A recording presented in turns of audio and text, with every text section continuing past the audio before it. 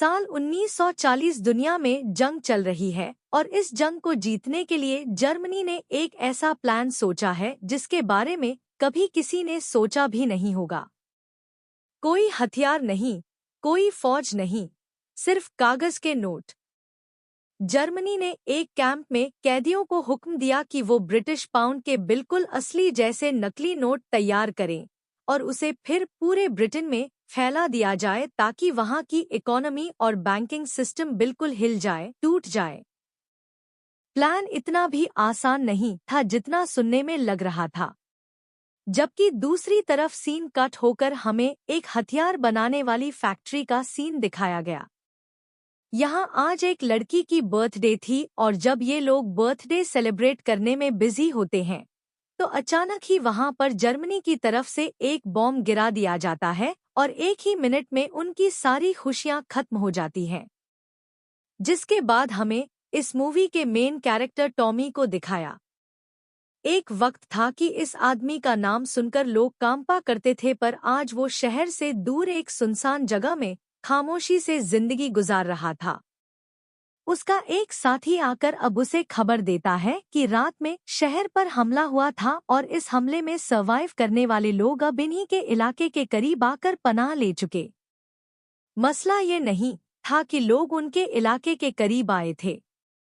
मसला यह था कि उनमें से एक औरत ने टॉमी को पहचान लिया था और उसने इसके बारे में जॉनी से सवाल भी किया और उस आदमी ने जवाब दिया कि टॉमी अब दुनिया से कटकर अपनी एक किताब लिख रहा है। टॉमी जॉनी को यहाँ से भेज देता है और कुछ देर बाद उसे अपनी खिड़की के बाहर कोई बच्ची दिखाई देती है। वो बाहर जाता है और उसे एक लाल स्ट्रोलर पड़ा हुआ दिखाई देता है। उसने स्ट्रोलर उठाया। ये उसकी बेटी का था। दूर उसे उसकी बेटी की स्पिरिट भी दिखाई दी जो खेल रही थी, खुश थी। उसे देखकर वो भी खुश हो जाता है और अपनी बेटी के इस रुबट्टे को अपने भाई की ग्रेव पर रखकर आगे बढ़ जाता है। इस टाइम उसकी आंखों में दुख साफ नजर आ रहा था। वो यहाँ पर खड़ा हुआ ही था कि उसे जॉनी ने आकर बताया कि आज उससे मिलने के लिए उसकी बहन आई है। वो अपनी बहन को भी अपने घर के अंदर नहीं बुलाता बल्कि उससे मिलने के लिए उसकी गाड़ी में बैठ जाता है। अदा आजकल पार्लियामेंट की मेंबर थी। वो तो अच्छाई के लिए काम करती थी, लेकिन टॉमी हमेशा से बुराई के लिए जाना माना जाता था। वो उससे पूछती है, आखिरी मर्तबा कब इस दुनिया को निकल कर देखा था? पता भी है तुम्हें तुम्हारा बेटा आजकल कर क्या रहा है? बर्मिंघम में पीकी ब्लाइंडर्स चला रहा है।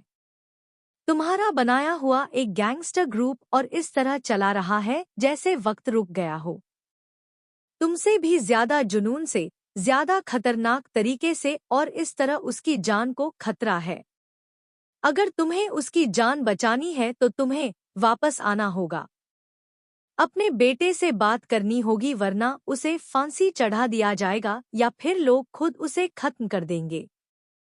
थोड़ी देर खामोश रहने के बाद टॉमी जवाब देता है, नहीं, मैं नहीं जाऊंगा। आर्थर के मर जाने के बाद मुझे इस जिंदगी में कुछ नजर नहीं आता। उसकी बातों से साफ लग रहा था कि वो टूट चुका है। यहाँ दोबारा हमें उसी फैक्ट्री को दिखाया जाता है जहाँ पर वेपन्स बन रहे थे और जहाँ पर धमाका हुआ था। अचानक वहाँ पर पीकी ब्लाइंडर्स की एक वैन आकर रुकती है जिसमें से उनका लीडर ड्यूक निकलता है जो कि टॉमी का ही बेटा है। उसके आते ही यहाँ पर पुलिस भी अपना काम करना छोड़ देती है और ड्यूक के सारे लोग मिलकर गवर्नमेंट का सारा सामान उठाकर अपनी गाड़ियों में भरने लग। यहाँ पर एक आदमी हिम्मत करते हुए ड्यूक को कहता है, तुम यह सामान नहीं ले जा सकते। यह सामान गवर्नमेंट की एमएलकेटी है जो गवर्नमेंट जंग में इस्तेमाल करेगी। लेकिन ड्यूक का साथी उन्हें आकर धमकाता है कि किसी ने भी अगर हमारे रास्ते में आने की कोशिश की तो उसका नतीजा वो नहीं बल्कि उसकी फैमिली भुगतेगी। लेकिन इस सब के बावजूद भी एक बंदा जब उसके सामने आता है तो ड्यूक उसे मार डालता है और ये लोग फिर सामान भरकर ले जाते हैं और कोई उन्हें रोक नहीं पाता। जब तक अदा वहां पर पहुंचते हैं तब तक तो खेल खत्म हो चुका था और वहां पर खड़े हुए सभी लोग अदा को ही बुरा भला कहने लगे थे और साथ में वो ये भी कहते हैं, अब क्या तुम हमारा तमाशा देखने आई हो? ये सब भी तुम्हारे पीकी ब्लाइंडर्स का किया धरा है। अदा सबको बताना चाहती थी कि पीकी ब्लाइंडर्स में चाहे उसके खून के रिश्ते काम करते हैं, लेकिन कभी उसने पीकी ब्लाइंडर्स का साथ नहीं दिया। लेकिन यहाँ अदा की कोई भी नहीं सुनता। सीन कट होता है और कुछ देर बाद हमें पीकी ब्लाइंडर्स के अड्डे पर जॉन बकेट को दिखाया जाता है, जो कि ड्यूक से मिलने आया था। वो चमचमाते हुए $5 के नोट उसके टेबल पर रखता है और कहता है, 350 मिलियन पाउंड और है मेरे पास। बस करना यह है कि क्रिमिनल नेटवर्क के जरिए यह पैसे ब्रिटिश इकोनॉमी तक भिजवा और उसके बदले तुम्हारा हिस्सा होगा 70 मिलियन, यानी इस पूरी अमाउंट का 20%। वो कहता है कि डील तो वैसे मैं टॉमी से करने आया था, लेकिन अब तुम सामने बैठे हो। उसकी यह बात सुना था कि ड्यूक को गुस्सा आ गया। उसने उसके ऊपर गंध हानी और कहा, अब टॉमी यहाँ नहीं आता। अब यहाँ का बॉस मैं हूँ, मैं और कोई नहीं। जो फैसला करना होगा वो मैं ही करूँगा। अपने आप को बॉस ना कहने के गुस्से में वो बिना सोचे समझे इस डील को कबूल भी कर लेता है, एक चैलेंज के तौर पर। सीन कट होता है और हमें टॉमी के घर को दिखाया जाता है। यहाँ पर कुछ अजीबोगरीब चीजें हो रही थी, जैसे उसके घर के दरवाजे, खिड़कियां खुली हुई थी जिसे वो हमेशा बंद करके रखता था। वो नोटिस करता है कि उसके घर में एक औरत घुसी थी जो उसकी ही किताबें पढ़ रही थी। टॉमी उस लड़की को देखता है और एक पल के लिए खो सा जाता है। इस लड़की के चेहरे में उसे कोई और दिख रहा था और वो लड़की खुद ही बता देती है कि तुम्हें मुझ में तुम्हारी वाइफ दिख रही है, और ऐसा इसलिए है क्योंकि वो मेरी जुड़वा बहन थी। यहाँ पर वो एक शॉकिंग ट्विस्ट ये बताती है कि वो अपनी बहन की स्पिरिट से बात कर सकती है और उसी स्पिरिट ने उसे जबरदस्ती टॉमी के पास भेजा है। यानी टॉमी की वाइफ ने अपनी बहन को टॉमी के पास भेजा था। टॉमी अपनी वाइफ की याद में खुश आता है और हमें पास्ट में 1914 का वक्त दिखाया जाता है जब वो दोनों मिले थे। एक रेफ्यूजी कैंप में ये दोनों मिले थे और फिर उसके बाद उनके पास ड्यूक पैदा हुआ था। सीन प्रेजेंट में आते हैं और पता चलता है कि ये सारी कहानी वो औरत ही टॉमी को बता रही थी, और ये सब सुनकर टॉमी हैरान भी था क्योंकि ये बातें सिर्फ उसे और उसकी वाइफ को पता थी। वो कहती है, अब तुम्हें मेरी बातों पर यकीन आ गया होगा। असल में मैं तुम्हें यह बताने आई हूँ कि तुम्हारा बेटा बहुत बड़े खतरे में है। वो इस टाइम बुरे लोगों के साथ मिल चुका है। वो उसे उसके बेटे की मदद करने को कहती है, लेकिन टॉमी कहता है, वो जमाना गया जब मैं उस तरह के काम किया करता था। संकट होकर अब हमें टॉमी के बेटे ड्यूक और उसकी बहन ईडीए को दिखाया जाता है। ईडीए ड्यूक को समझाने आई थी कि जो कुछ तुम कर रहे हो वो मत करो। लूटमार, गरीबों का पैसा इस तरह मत लूटो और ना ही गवर्नमेंट के खजाने लूटो। इस तरह हम जंग हार जाएंगे। जंग लड़ना हमारे लिए मुश्किल हो जाएगा, और अगर तुमने ये सब करना ना बंद किया तो फिर देखना मैं तुम्हारा बहुत बुरा हाल करूंगी। यहाँ पर ड्यूक उसकी धमकी पर हंसता है और कहता है, आज तक कोई पैदा नहीं हुआ जो मुझे रोक सके।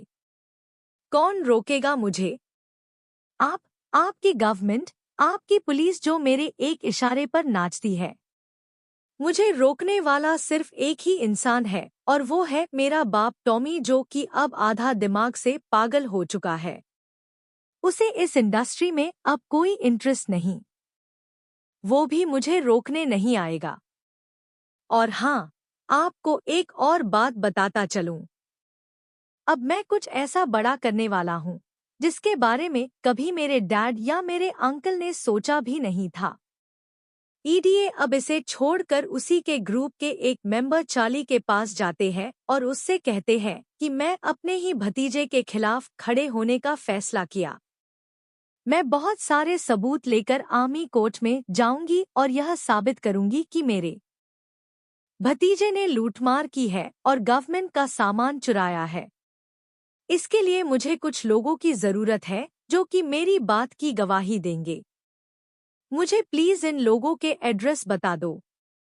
चार्ली उस पर्ची को पकड़ता है, उसे देखता है और फेंक देता है। कहता है कि सब कुछ बेकार है, जबकि अगली सुबह हमें दोबारा टॉमी को दिखाया जाता है, जो सुबह को जब उठता है तो देखता है कि वो लड़की घर से जा चुकी है। लेकिन उसकी बातों का इतना असर जरूर हुआ था कि टॉमी ने अपने बेटे को रोकने का फैसला कर लिया था। वो उठते ही अपनी बेटी का स्कार्फ उठाता है जो आज उसके बेडरूम में आ गया था और ये उस लड़की ने ही लाकर रखा होगा। वो स्कार्फ को जाकर अपने भाई की ग्रेव पर रखता है और तैयार हो जाता है। वो जब अपनी कार निकाल रहा होता है तो यहाँ पर जॉनी उसे आगे जाने से मना करता है क्योंकि टॉमी के लिए पूरे शहर में बहुत ज्यादा खतरा था। लेकिन टॉमी को किसी भी चीज की परवाह नहीं थी। यहाँ दूसरी तरफ हम दोबारा ड्यूक को देखते हैं, जिसे वही आदमी मिलने के लिए आता है जिसने उसे नकली पैसे बैंकों में फैलाने का ऑर्डर दिया था। वो उसे बताता है कि तुम्हारी आंटी ही तुम्हारे खिलाफ जाल बिछा रही है और तुम्हें जेल भेजना चाहती है। अगर इस तरह हुआ तो मेरा भी काम पूरा नहीं। वह अभी रास्ते में ही था कि उसे दरमियान में अपनी बहन खड़ी हुई दिखाई देती है। वह जानता था कि यह उसकी बहन की स्पिरिट है और ऐसे वह समझ गया कि उसकी बहन भी मार दी जा चुकी है। असल में टॉमी के पास साइट आई थी जिसकी वजह से वो मरे हुए लोगों को भी देख पाता था। अपनी बहन को मरा हुआ देखकर वो भी टूट जाता है। बिना वक्त से अब टॉमी अपने बेटे को ढूंढने के लिए एक जगह पर आ जाता है।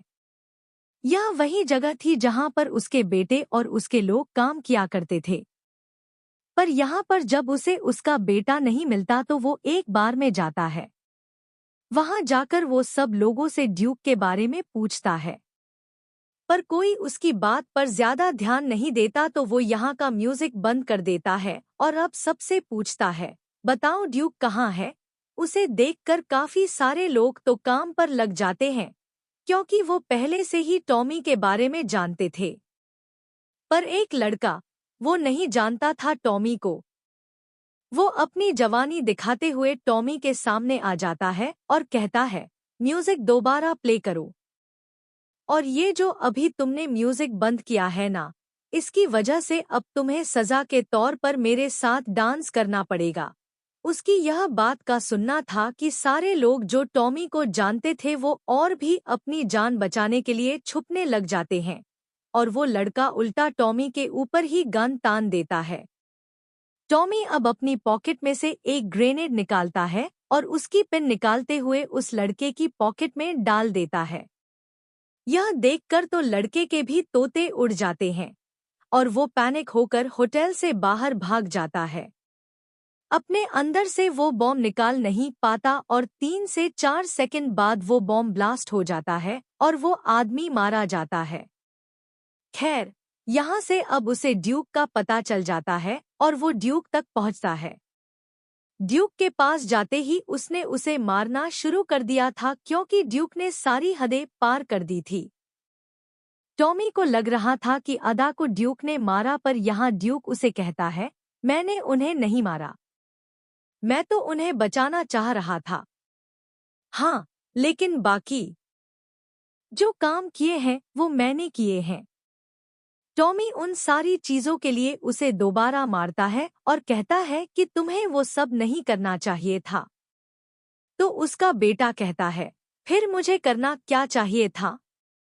आपने मुझे सिखाया ही क्या है? यही सब तो सिखाया है जो मैंने किया है। आपने मुझे यह विरासत में दिया है, मैं यह भी ना करूं? टॉमी उसे और मारता है और पूछता है, बताओ अदा का कातिल कौन है? वो बता देता है कि वो एक जानवर आदमी है जिसने मुझे एक काम भी दिया था। वो उसे सारी प्लान की डिटेल्स बता देता है और उसके बाद टॉमी यहाँ से निकल जाता है हॉस्पिटल के लिए। वो जानता था कि इस टाइम उसकी बहन की लाश हॉस्पिटल में होगी और वो आखिरी बार अपनी बहन से मिलना चाहता था, उसे देखना चाहता था। इस टाइम जॉनी भी उसके साथ हॉस्पिटल में आया था। वो जॉनी से अपनी गन वापस ले लेता है जो पहले उसने जॉनी को दी थी, क्योंकि उसे डर था कि कहीं वो ड्यूक को मार ना दे अपनी बहन को मारने के गुस्से में। इस टाइम गन देते हुए जॉनी उससे पूछता है, आपको यहाँ गन का क्या करना है? तो वो कहता है कि जिसने भी मेरी बहन को मारा है उसका अगला टारगेट मैं हूँ। और वो इंसान यह भी बहुत अच्छी तरह जानता है कि मैं अपनी बहन को देखने यहाँ जरूर आऊँगा, इसलिए वो भी यहाँ आएगा और जब वो यहाँ आएगा तब मैं उसे मार दूंगा। अब वो अदा के पास जाता है और उसे देखकर अपने ऊपर काबू पाने की कोशिश करता है। वो इस टाइम बहुत ज्यादा इमोशनल हो रहा था। आज पहली मर्तबा वो अदा के सामने अपना सबसे बड़ा गुनाह कॉन्फेस करता है, जिसकी वजह से उसने दुनिया को छोड़ दिया था। और वो गुनाह यह था कि उसने अपने ही भाई आर्थर का मर्डर किया था। उस वक्त जब आर्थर उसके पास आया था मदद लेने के लिए, वो बेशक नशे में था लेकिन फिर भी वो टॉमी से ज्यादा ताकतवर था। गैंगस्टर दोनों ही थे लेकिन हमेशा अथॉरिटी आर्थर के चलती थी, इसलिए टॉमी को यह सब पसंद नहीं था। इसीलिए उसने भाई को अपने मार दिया था। इन सारी बातों को सोचते हुए वो बहुत ही ज्यादा इमोशनल हो गया था। इसी सब के दौरान उसे बाहर से किसी के चलने की आवाज आती है और वो समझ जाता है कि यह उसी का दुश्मन जॉन है। वो भी अपनी गन लेकर बाहर आ जाता है और दोनों एक दूसरे को मारने के लिए एक दूसरे पर शूट करते हैं, लेकिन दोनों ही एक दूसरे की गोलियों से बच जाते हैं और कवर ले लेते हैं। जॉन टॉमी से कहता है, देखो मेरे पास बहुत पैसा है, मैं तुम्हें बहुत सारा पैसा दे दूंगा। सबके पास पैसा होगा, सब अयाशी की जिंदगी जिएंगे, मुझे यह लड़ाई और जो नहीं करनी। पर टॉमी को उसकी किसी बात पर ना तो यकीन था, ना ही उसे कोई बात सुननी थी। टॉमी के लिए वो बस उसकी बहन का कातिल था और टॉमी को उसे मारना था। टॉमी उसे मारने के लिए दोबारा जब उठकर गोली चलाता है तो वो आदमी यहाँ पर घोड़ों के ओट में छुपकर भागने में कामयाब हो जाता है और इस चीज से टॉमी को गुस्सा आता है। पर वो अपना गुस्सा पीकर एक घोड़ा लेकर यहाँ से निकल जाता है। काफी अरसे बाद वो शहर में निकला था। शहर के लोग उसका इस्तकबाल करने लगे थे जैसे वो कोई सेलिब्रिटी हो। वो अब ड्यूक के अड्डे पर आ गया था जहां हम ड्यूक को उसकी आंटी से बात करते हुए देखते हैं। वो ड्यूक को समझाती हैं, देखो मैंने तुम्हारे डैड को समझाया है, वो तुम्हारी मदद करने के लिए आएंगे और उसके बदले में तुम भी उनकी मदद कर, तुम बादशाह बनना चाहते हो और उसी से खून चाहिए। वो एक गोली ड्यूक को पकड़ाती है और कहती है, तुम इसके जरिए उसी से खून दे देना और वो तुम्हें बादशाह बना देगा। यह कहकर वो बाहर निकल ही रही होती है कि बाहर उसे टॉमी मिल जाता है और टॉमी से कहती है, मैंने तुम्हारे बेटे को समझा दिया है, तुम्हारे मकसद में वो तुम्हारी मदद करेगा और तुम्हारी बहन के कातिलों को भी पकड़कर मरवाएगा। लेकिन मुझे उम्मीद है कि तुम भी उसके साथ कोऑपरेट करोगे। अगले सीन में हम ड्यूक और टॉमी को एक साथ बैठे हुए और ड्रिंक करते हुए देखते हैं, जिसके बाद टॉमी यहाँ से निकल जाता है अपनी बहन के फ्यूनरल के लिए। और दूसरी तरफ ड्यूक जॉन को कॉल करके कहता है, तुम्हारी लोकेशन का मेरे डैड को पता चल गया है, वो तुम्हें मारने के लिए निकल रहे हैं, लेकिन अगर तुम चाहो तो मैं तुम्हें बचा सकता हूँ और उसके लिए ज्यादा मेरी डिमांड है ही नहीं। बस जो तुमने कहा था ना 20% उन पैसों का, 7 करोड़ पाउंड, बस वो मुझे दे दो। अपनी जान बचाने के लिए जॉन ये पैसे भी देने के लिए मान जाता है। यहाँ दिखाया जाता है कि टॉमी अपने एक खास आदमी के साथ मिलकर प्लान बनाना शुरू करता है। प्लान तो उस आदमी ने भी बनाया हुआ था, लेकिन जॉनी कहता है, हम इस प्लान पर नहीं चलेंगे, तुम्हारे प्लान के अकॉर्डिंग भी हम कुछ बंदे वहां पर भेजेंगे, पर मैं वहां टनल के रास्ते जाऊंगा और मुझे वहां पर कुछ और बंदे भी चाहिए होंगे जो मेरी मदद करेंगे। दूसरी तरफ दोबारा हम ड्यूक को देखते हैं, जो कि अब जॉन से जाकर मिल चुका था।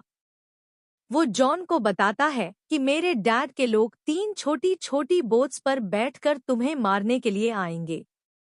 तुम चाहो तो उनसे पहले बाहर निकलकर उन पर हमला करके जीत सकते हो। ड्यूक की कही हुई बात सच होती नजर भी आ रही थी। सामने से सच में 3 बोट्स आ भी रही थी और जॉन अपने लोगों को अलर्ट होने को कह देता है। जबकि दूसरी तरफ हमें दिखाया जाता है कि टॉमी तो उन बोट से नहीं आ रहा था। वो तो अपने आदमियों के जरिए एक टनल का दरवाजा तोड़ने में कामयाब हो जाता है और टनल के जरिए आगे बढ़ता है। दूसरी तरफ हमें दोबारा बोट्स को दिखाया जाता है। बोट्स जॉन के एरिया के करीब पहुंचते ही उस पर से सारे लोग नीचे उतर जाते हैं, लेकिन टॉमी का सबसे अच्छा साथी स्टेक बोट से नहीं उतरता। हालांकि वो जानता है कि किसी भी वक्त जॉन के लोग गोली चलाएंगे और वो मारा जाएगा, पर फिर भी वहीं पर टिका रहता है और कुछ छुपकर करता रहता है। असल में वो एक बॉम्ब जलाने की तैयारी कर रहा था। बॉम्ब को वो उसी बोट में छोड़कर खुद पानी के अंदर जंप कर देता है और जैसे ही बोट इनके एरिया के करीब आती है, यहाँ पर एक बहुत बड़ा धमाका हो जाता है और यहाँ जितने भी लोग जॉन के इकट्ठे हुए थे टॉमी के लोगों को मारने के लिए, वो सब के सब मारे जाते हैं। और यह देखकर जॉन को समझ आ जाता है कि ड्यूक ने उसे धोखा दिया था, डबल क्रॉस किया था। वो असल में था तो अपने डैड के साथ, लेकिन उसने यहाँ जॉन को भी यकीन दिलवाया कि वो उसके साथ है और इस धोखेबाजी के नतीजे में वो उसके ऊपर गन तान देता है, इससे पहले कि वो ड्यूक को मार देता। यहाँ पर एक जबरदस्त किस्म का धमाका होता है और जॉन गिर जाता है। पता चलता है कि यह धमाका किसी और ने नहीं बल्कि टॉमी ने किया था और अब टॉमी के साथ उसके सारे आदमी यहाँ पर आ चुके थे। उसके आदमियों के यहाँ आने पर जॉन के भी आदमी अलर्ट हो जाते हैं और इस सब के दरमियान में फाइटिंग शुरू हो जाते हैं। ड्यूक जल्दी से टॉमी के पास जाता है और कहता है, आपने यहाँ आने में काफी देर कर दी। खैर अब वो टॉमी से एक बॉम्ब लेता है और जाकर उन सारे पैसों को जला देता है जिनके जरिए जॉन इस मुल्क को गिराने का प्लान बनाकर आया था। अपने पैसों को जलता देखकर जॉन को समझ आ जाती है कि उसका खेल खत्म हो गया। इसीलिए वो अपनी गाड़ी में बैठकर यहाँ से भागने की कोशिश करता है, लेकिन इससे पहले कि वो निकल पाता, उसे सामने दिख जाता है मौत का फरिश्ता यानी टॉमी, जो कि गन लेकर खड़ा था। वो बड़ी आराम से 2 फायर कर उसे मार सकता था, लेकिन उसने इंतजार किया कि पहले जॉन उसे मारे क्योंकि वो भी ये जिंदगी जीना नहीं चाहता था। जॉन जब उसके ऊपर 2 फायर करता है उसके बाद टॉमी उसे एक ही दिल पर फायर करके मार देता है। अब अपने आप को पूरी तरह मरवाने के लिए वो अभी भी जॉन की कार के सामने ही खड़ा था, पर इससे पहले कि जॉन की कार उसे हिट कर दी, ठीक वक्त पर ड्यूक आकर अपने डैड को साइड पर कर देता है।